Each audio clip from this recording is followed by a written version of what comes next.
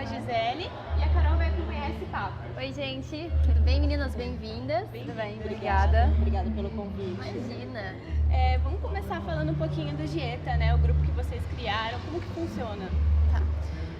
Na verdade, eu acho que é interessante até a gente começar contando como o Gieta surgiu, né? Porque é um grupo novo, que é um grupo interdisciplinar de estudos em transtornos alimentares.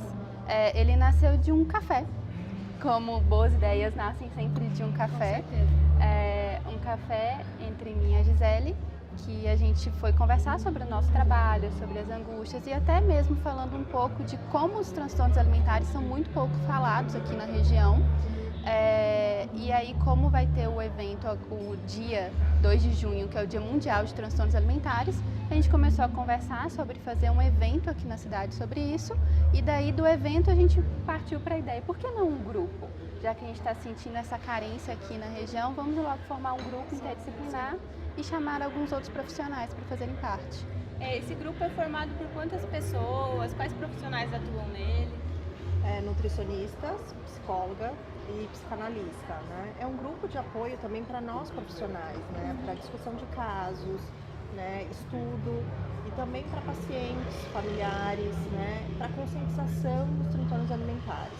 Mas a ideia é com que esse grupo cresça, né? Trazendo outros profissionais para junto de nós, né? Como psiquiatras, fisioterapeutas, educadores físicos, né? Para que a gente possa ter um grupo, né? Multiprofissionais para atender como apoio realmente. Sim. E vocês estão fazendo como se fosse uma reunião, ou cada caso é um caso? Vocês estão pensando em ampliar como uma roda de conversa mesmo? Porque às vezes ajuda muitas meninas que estão passando por isso, né? Sim, então a gente está pensando em fazer algumas frentes mesmo, ser um grupo de estudo para profissionais, onde a gente possa discutir os casos, mas também fazer ações de conscientização. Então, rodas de conversa ou até filmes e discussões sobre padrões de beleza, sobre o que envolve o mundo de transtornos alimentares e abrir para a população mesmo em forma de conscientização. Inclusive, no dia 2 vocês vão fazer um piquenique, né? Como que funciona? Quem pode participar? Aberto para todos, né? Será um piquenique coletivo ali na Praça Ulisses Guimarães, aqui do Aquários, para entrega de folders, bate-papo sobre os transtornos alimentares, imagem corporal. Está aberto ao público todo. Isso. No folder vai ter inclusive um questionário auto-aplicado para a gente conversar um pouquinho sobre relacionamento com a comida, sobre relacionamento com o corpo e poder fazer esse alerta.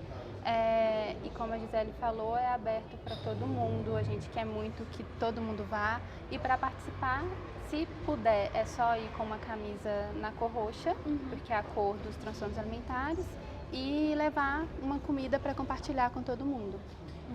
Eu acho que a maior dificuldade quando a gente fala de transtorno alimentar é se aproximar dessa pessoa que está sofrendo, né? Sim. Então, um piquenique, um evento assim mais intimista acaba sendo uma forma de vocês facilitarem esse contato, Sim, né? realmente. É uma troca, né, de informações e quebrar essa dificuldade do paciente, da pessoa, para entender realmente o que é, quais são os sintomas, né?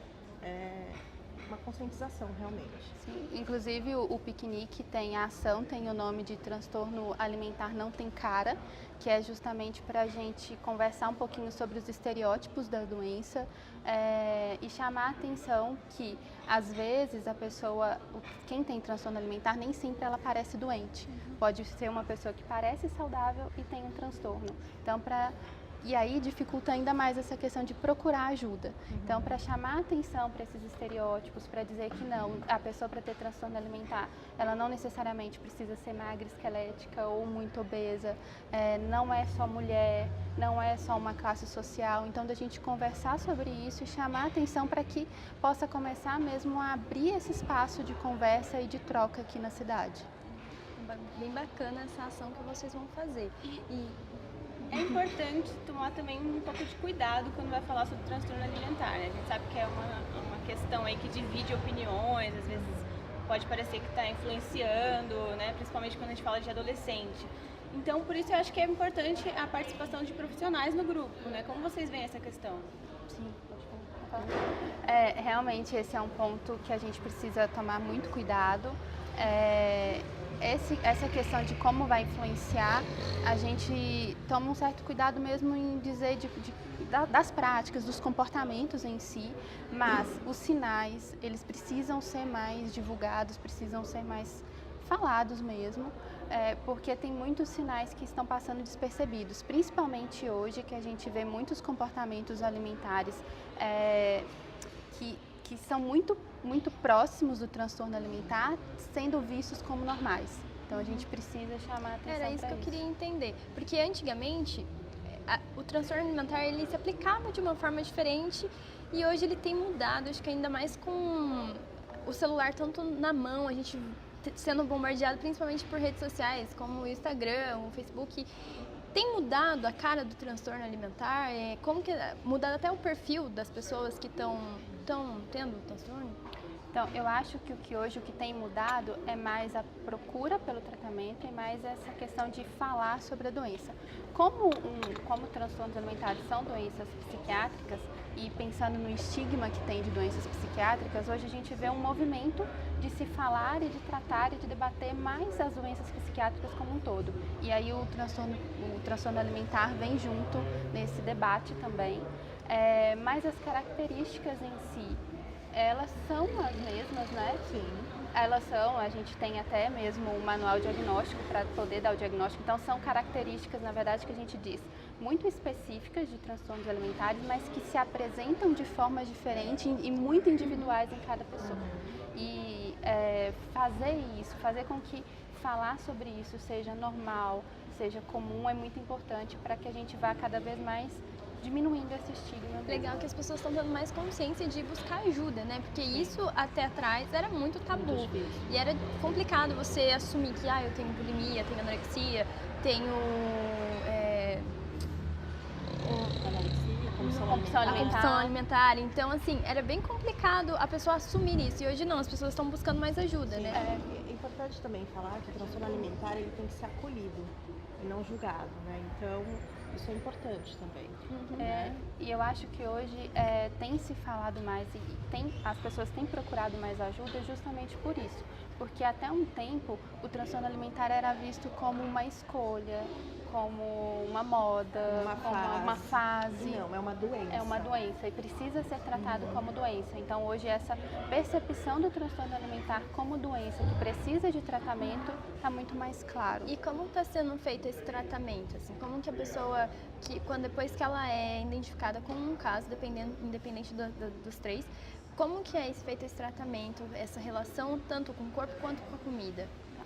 São usadas estratégias comportamentais, né, mas é sempre individual e com uma equipe multiprofissionais, que tem psiquiatra, psicóloga, nutricionista, às vezes um fisioterapeuta e um educador físico, mas é sempre individual, né, com estratégias comportamentais relacionadas à alimentação e à imagem corporal. Eu acho que é importante a gente lembrar dentro dessas estratégias comportamentais que dentro do tratamento, até puxando para o nosso lado enquanto nutricionista, é que a gente não trabalha com dietas para pessoas que têm transtornos alimentares. Então, essas estratégias comportamentais é voltada para o comportamento alimentar sem prescrição de dietas. Exatamente. Legal. E quando a gente fala das crianças e dos adolescentes, né? Principalmente a adolescência é uma fase ali complicada da vida, para os pais ou para a escola mesmo, perceber esses sinais, como que funciona? Quais as orientações para esse caso? Deixa eu pensar.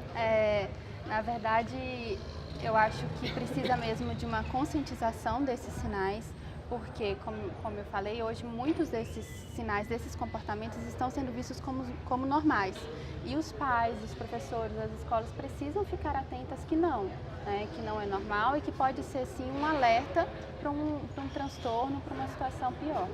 Eu acho que a escola também ela pode trabalhar com conscientização da alimentação, né, na aula da educação física, mudar o foco, não é questão de estética, perda de peso. Eu acho que a escola pode trabalhar em conjunto com a família, né, e com a comunidade. Sim. E agora no grupo de vocês, queria que vocês falassem quais os próximos passos, se vocês já têm previsão aí de próximos eventos. Então, na verdade, como o grupo ele ainda é muito novo, a gente está totalmente dedicado para a realização do piquenique. Não temos nenhuma agenda assim, de eventos próximos, mas Mas os estudos, os grupos de estudos de discussão, sim, né? Que isso a gente pretende fazer com uma frequência, esse é o intuito do grupo. Mas de ação à comunidade, à população, realmente é dia 2 de junho, que é o Dia Mundial de Alerta aos Transtornos Alimentares. E quem quiser participar do grupo, conhecer mais o trabalho de vocês, como que funciona? Pode entrar em contato pelo Instagram, que a gente está lá como Grupo Gieta, e mandar a mensagem por lá mesmo, que a gente conversa com todo mundo. Será muito bem-vindo, os interessados também. Bacana. Bom, para finalizar, eu queria que vocês deixassem um recado para quem estiver assistindo, de repente estiver passando por alguma situação muito complicada, ou queira identificar se o que ela está passando é um transtorno alimentar ou não. O que vocês diriam para uma pessoa que está nessa situação? Procure ajuda, né? De algum familiar mais próximo, que possa ajudar, encaminhar, mas que procure ajuda, né? Isso é importante. Sim. E de pensar que a situação ela pode ser muito difícil, mas tem como melhorar, tem como sair dela, e quanto antes procurar ajuda, melhor é o prognóstico. É importante dizer que o transtorno alimentar tem cura, né? Então que essa pessoa procure ajuda. Com certeza. Meninas, muito obrigada, parabéns pelo trabalho de vocês. Obrigada. E a gente fica por aqui até o próximo programa. Tchau, tchau.